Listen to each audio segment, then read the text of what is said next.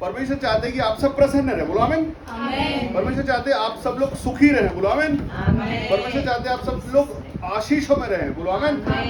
हाँ, लेकिन आज जो बात है वो, अगर हम सच में चाहते हैं कि हम सच में खुश, आनंदित और परमेश्वर के लिए जैसा परमेश्वर चाहते वैसे हो जाएं, तो कोई निकाले मेरे साथ एक वचन, कोई निकाले दूसरा कुरिन्थियों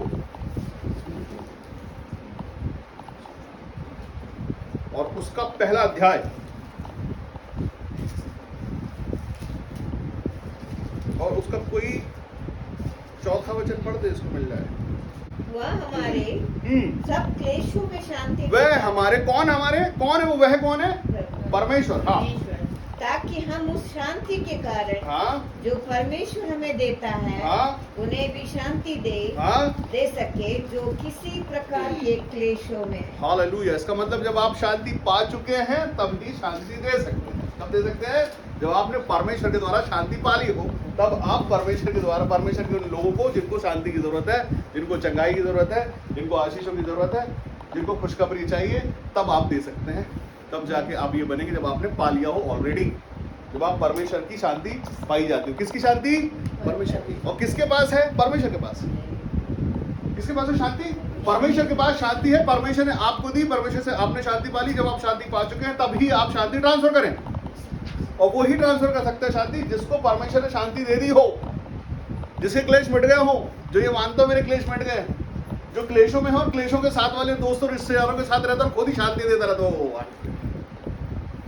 वो शांति उसके पास ही नहीं है और वो दे नहीं सकता, और ऐसी कोशिश भी नहीं करे। नहीं तो क्या होगा, उनकी जो वो है शांति के आगे एक और एक चीज लगा दे बदलने के लिए उसको, तो क्या हो जाएगा वो?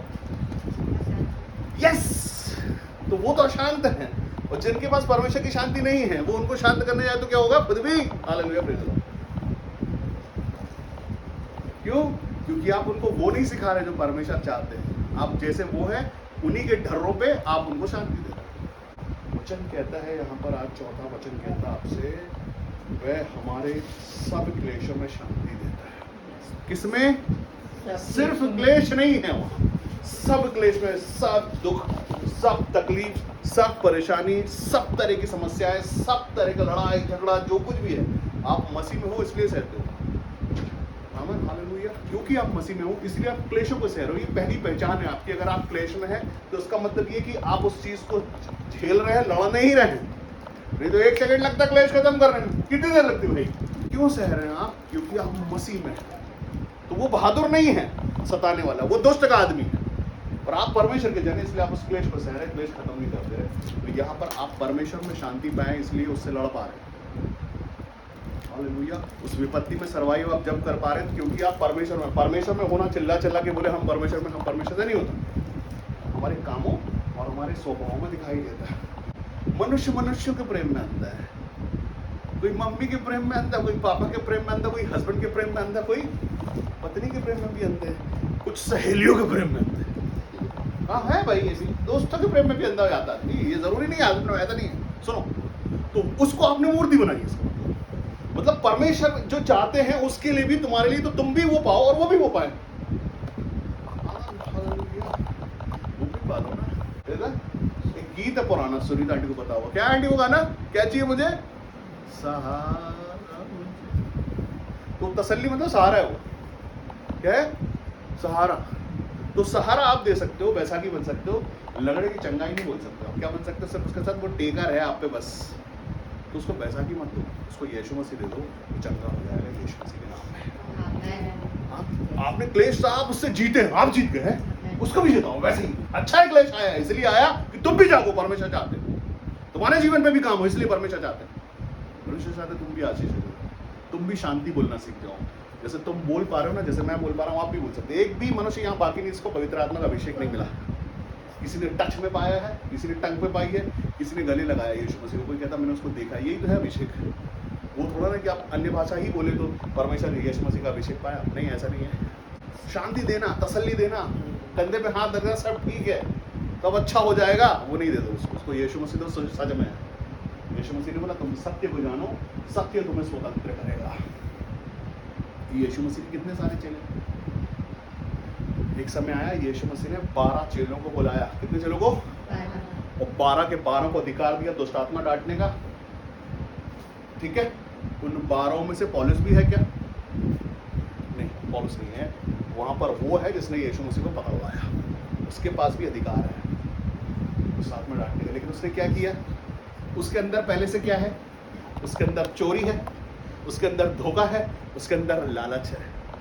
तब भी उसने पा लिया, वो रिसीव कर लिया वो चीज, अधिकार को पाया, लेकिन उसको वो यूज नहीं कर पाया। क्या कर पाया? यूज नहीं कर पाया, फांसी लगा के मर गया वो, जिसके पास अभिषेक अधिकार था, क्योंकि उसके अंदर और भी चीजें थी। 2 चीजें, यीशु मसीह का अधिकार, उसके साथ साथ लालच, जिससे उसने ये चांदी के टुकड़ों में यीशु मसीह को पकड़वाया। उसके अंदर धोखा, जो अपने गुरु को उसने धोखा दिया, ये भी है उसके साथ।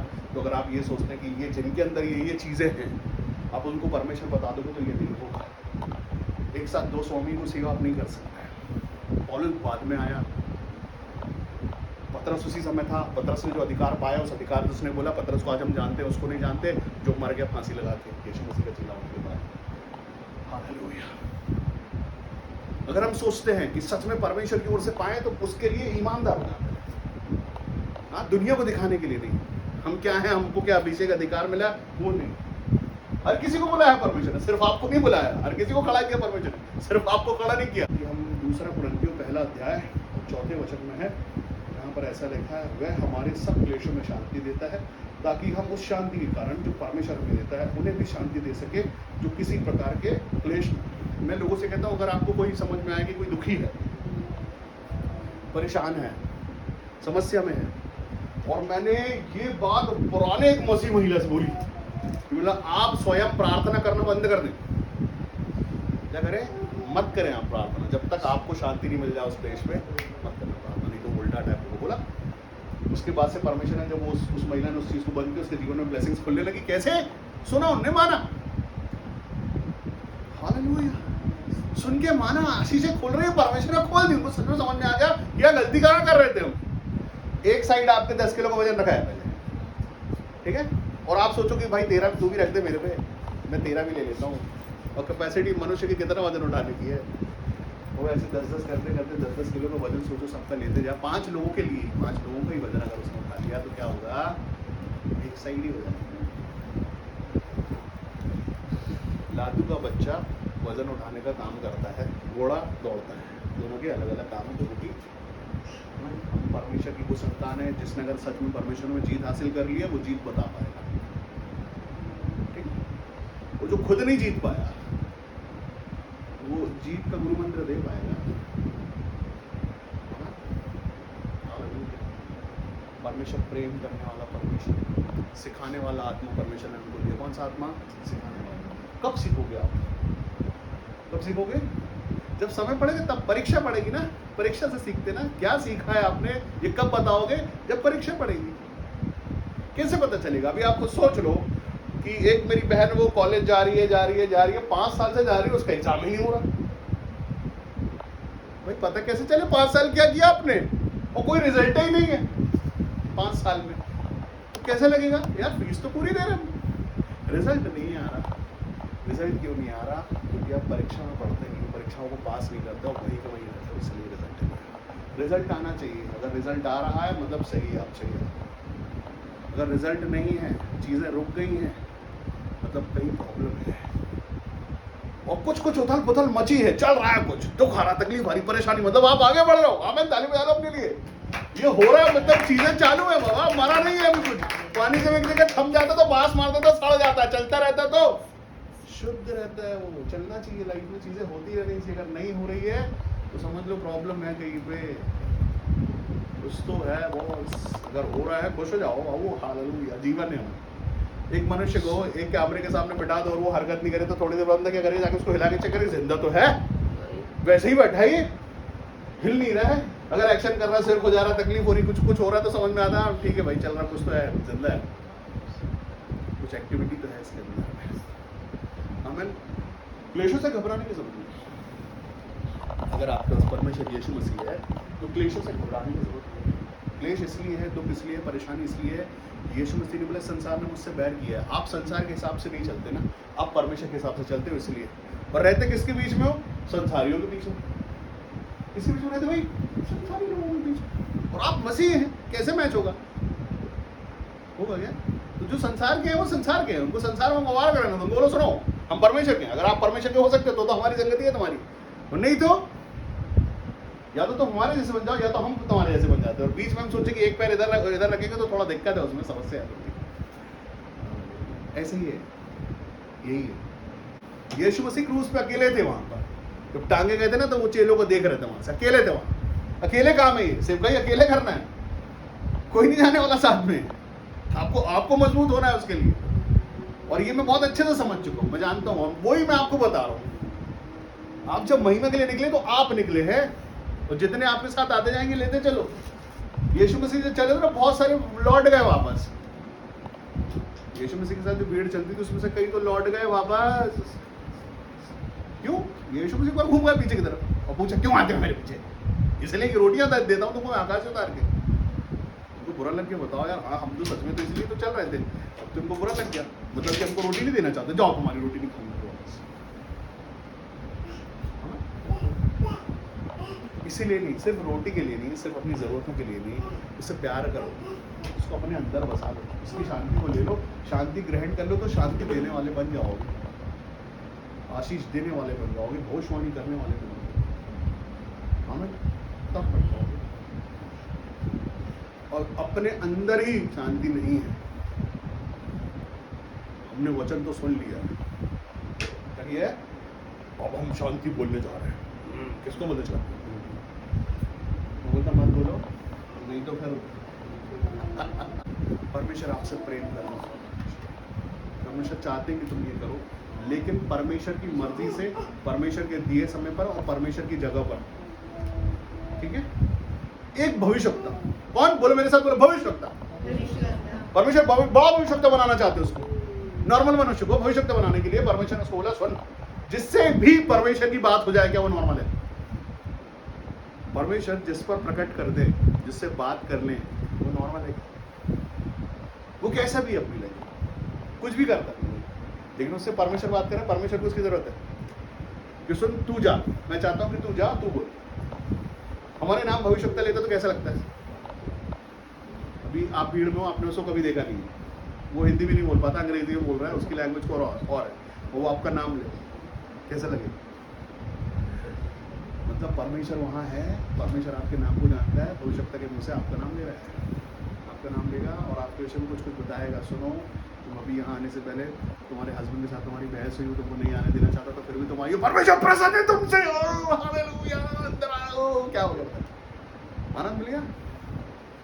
परमेश्वर अपने किसी मनुष्य को चुनता बोलता सुन, तू नीनवे को जा, और वहां जाके ये भविष्यवाणी कर। वो बोलता वहां जाऊंगा तो वहां तो कोई परमेश्वर आपको मानता नहीं, मैं वहां जाके भविष्यवाणी करूंगा तो वो मेरे को मार डालेंगे, मैं नहीं जाता वहां। उसने बोला मैं होशियार हूँ, बुद्धिमान हूँ, समझदार हूँ, और निकल गया दूसरे रास्ते पर।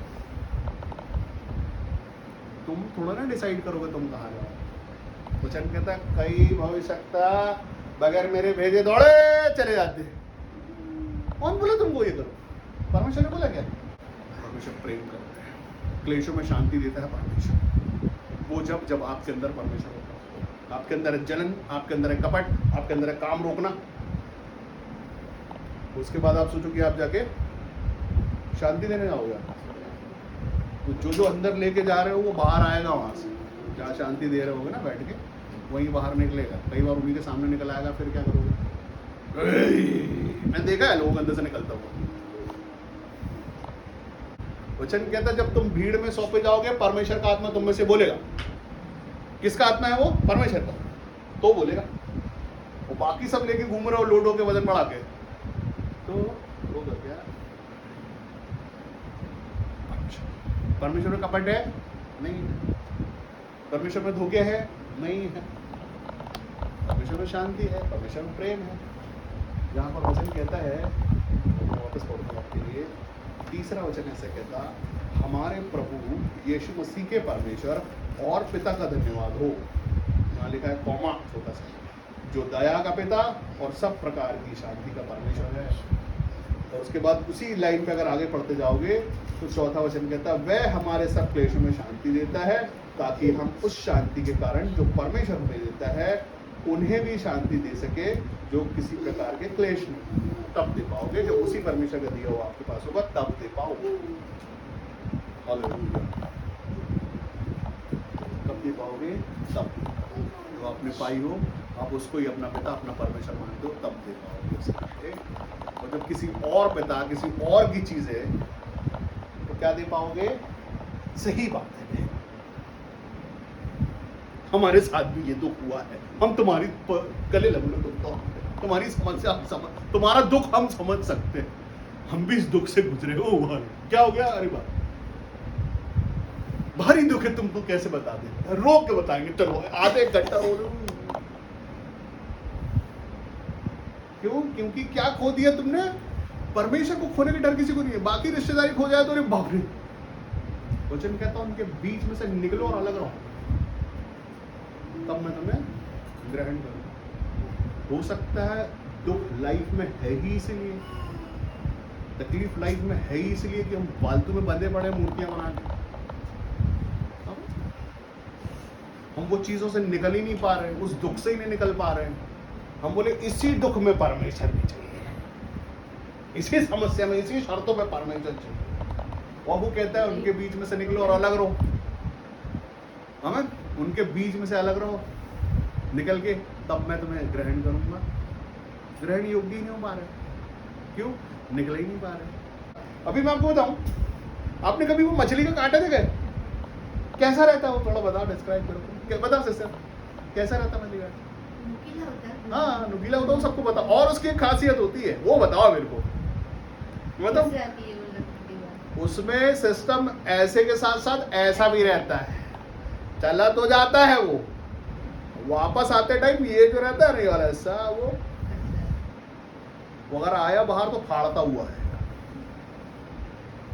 वैसा सा रहता है ये। प्राण बंधन बोलते हैं जिसको, क्या बोलते हैं? प्राण बंधन। फंसा रहता है, तकलीफ देता रहता है, दुखता रहता है, खो जाता रहता है, जलता रहता है, और सिर्फ प्रार्थना कर थोड़ी देर, परमेश्वर कहते उसको निकालो कांटे के बाद। सबसे अच्छा तरीका कांटा निकालने का क्या बता? खींचना नहीं, वो कांटे को काट देना सामने से, सिंगल हो जाएगा बाहर। और कांटा नहीं काट पा रहे हो तो वो तकलीफ देता रहे। लेकिन कांटा हो सकता है, कांटा सोने का हो। जिससे सुनो, सोने के कांटे भी होते हैं, क्या रहता है? सोने का हो कांटा, फिर क्या करोगे? कांटा तो है लेकिन सोने का है, क्या करोगे? कांटा तो है लेकिन सोने का है। कांटा फंसा तो है लेकिन सोने का है, सोने में रहे, सोने के कांटे हम फंसे, क्या फंसे रहे? क्यों? हालेलुया। कांटा सोने का हो, चाहे लोहे का हो, चाहे मिट्टी का हो, कांटा काट दो। कांटा काटोगे, बाहर आ जाओ, शांति जरूर मिलेगी। परमेश्वर, अगर परमेश्वर की ओर से शांति चाहते हो तो जैसे परमेश्वर देना चाहते हैं वैसे ही देंगे। पट्टी लगा के जख्म अगर अच्छा कर दें और अंदर से टाके नहीं लगे हैं तो दोबारा थोड़ी देर में थोड़ा सा प्रेशर पड़ेगा, फट जाएगा। ऐसे होगा, तो चोट ठीक नहीं होगी, वो ऊपर से ढाक दी जाएगी, और वो सही नहीं है। आप पंचर बनाने जाओ और अगर आप पंचर बना के आगे निकलो, थोड़ी देर फिर से पंचर आया तो क्या करोगे? अरे पैसे दिए हैं उसको हमने, पंचर कैसा बनाया ऐसे? पंचर फिर से पंचर हो गया। बोले सॉरी, मैंने अंदर से पट्टी लगाना भूल गया था, साली ऊपर से काली लगा दिया था, प्रेशर पड़ा। वो कैसे लगा? छोटी चीज़ें हैं ये, मनुष्य के जीवन में काम करती है।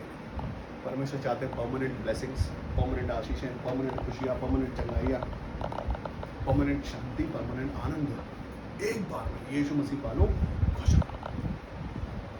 आपको थोड़ा थोड़ा यीशु मसीह पाने की जरूरत नहीं है। एक बार में यीशु मसीह की प्यास रखो, यीशु मसीह पालो, और फिर कभी चंगे नहीं हो, फिर कभी आप प्यास से नहीं होंगे। लेकिन जब तक लगेगा ये तो यहाँ से तो तृप्त हो गए, वो अंदर की जो खुशियाँ हैं वो छुपके करते हैं, वो कैसे करेंगे? वो अगर कहीं ना कहीं फंसी हुई हैं। हालेलुया। मैं यीशु मसीह का चश्मा देता हूँ, वो जिसको पसंद आ गया वो लगा लेता है, फिर देखने लगता है। लेकिन जिसको रंगीन चश्मों की आदत होती है वो यीशु मसीह के चश्मे सिर्फ संडे को लगता है, चर्च में नहीं। देखो जैसे कोई यूनिफॉर्म हो, यूनिफॉर्म में यूनिफॉर्म कब तक मनुष्य पहनता है? जब तक वो नौकरी पे रहता है। घर आया तो क्या करता है? घर के कपड़े, हालांकि कपड़े चलो, और उसमें भी तरह तरह के रहते हैं भाई। मैं उस बारे में क्यों बताऊं? आमीन, हालेलुया। क्लेश, दुख, समस्याएं, तकलीफें, इन सब से शांति परमेश्वर यीशु मसीह देते हैं, और आप भी दे सकते हैं वो जब आपने पा लिया। जो नया है मैं उनको बता दूं, हम पढ़ रहे हैं 2 कुरिन्थियों उसका पहला अध्याय, उसका 4 और 5वां वचन हमने पढ़ा, जहां पर ऐसा लिखा है, वह हमारे सब क्लेशों में शांति देता है, ताकि हम उस शांति के कारण जो परमेश्वर हमें देता है उन्हें भी शांति दे सके जो किसी प्रकार के क्लेश में। क्योंकि जैसे मसीह के दुखों के कारण हमें शांति के क्योंकि जैसे मसीह के दुखों में हम अधिक सहभागी होते हैं, वैसे ही हम भी शांत होते हैं। हमें जहां बैठे अपनी आंखों को बंद करें।